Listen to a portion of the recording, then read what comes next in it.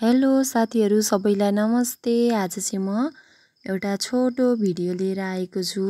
म चाहिँ यहाँ नजिकै हाम्रो गाउँमा घुम्न गएको छु। त्यहाँनेर चाहिँ अत्यन्तै सुन्दर ठाउँ, सुन्दर दृश्यहरू देख्न सकिन्छ, जसले गर्दा चाहिँ मलाई भिडियो बनाएर हजुरहरु सामु प्रस्तुत गर्न मन लाग्यो। त्यसैले भिडियो बनाउँदै छु। यहाँ देख्न सक्नुहुन्छ मैले देखाइरहेको भाग चाहिँ नहरको डिल रहेको छ। नहर पर्छ यहाँनेर, पानी सिँचाइको लागि छुट्याएको पानीको भाग छ। अनि यहाँनेर चाहिँ अब म भिडियो बनाउँदै हिँड्दै छु। यहाँनेर म शिवको मूर्ति भएको ठाउँमा आइपुगेको छु। यहाँ तपाईहरुले देख्न सक्नुहुन्छ अत्यन्तै ठूलो मूर्ति बनाइएको छ शिवजीको। यो चाहिँ हाम्रो सुनसरी जिल्लाको बराक्षेत्र नगरपालिका वडा नम्बर 1 स्थित कुम्भ मेला लाग्ने ठाउँमा रहेको छ। यहाँनेर चाहिँ कुम्भ मेला पनि लाग्ने गर्दछ। त्यही स्थानमा बनाइएको किरातेश्वर महादेवको मूर्ति रहेको छ। यो चाहिँ अत्यन्तै विशाल रहेको छ। यहाँ देख्न सक्नुहुन्छ मान्छे जाँदाखेरि चाहिँ सानो देखिने, मान्छे नै हराउने गरेको अत्यन्तै ठुलो मूर्ति बनाइएको छ। यहाँनेर चाहिँ हामी साँझको बेलामा घुम्दै गइरहेका छौं। अनि यो दृश्य चाहिँ तपाईहरु सामु पनि देखाउनको लागि भिडियो बनाएर प्रस्तुत गरिरहेको छु।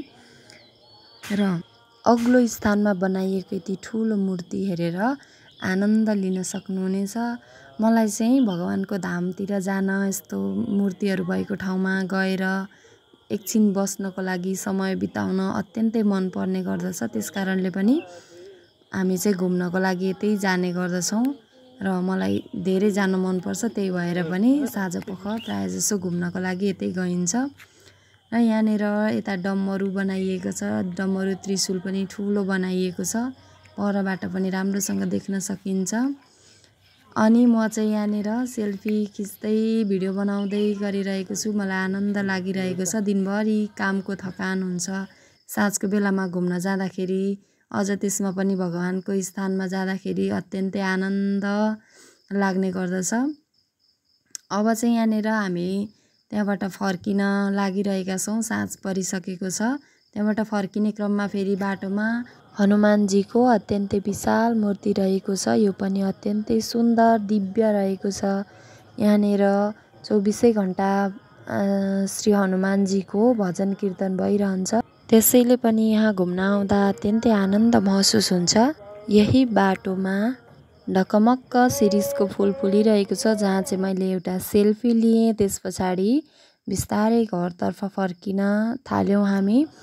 र यहाँहरुलाई पनि यो ठाउँ मन पर्यो भने घुम्न आउन सक्नुहुनेछ, हेर्न आउनको लागि सक्नुहुनेछ। नजिक हुनुहुन्छ, टाढा हुनुहुन्छ, जहाँबाट पनि आउन सकिन्छ। आजको लागि यति नै। तपाईहरुलाई भिडियो कस्तो लाग्यो? मन पर्यो भने लाइक, कमेन्ट, शेयर तथा च्यानललाई सब्स्क्राइब गरिदिनु होला। Thank you for watching. By.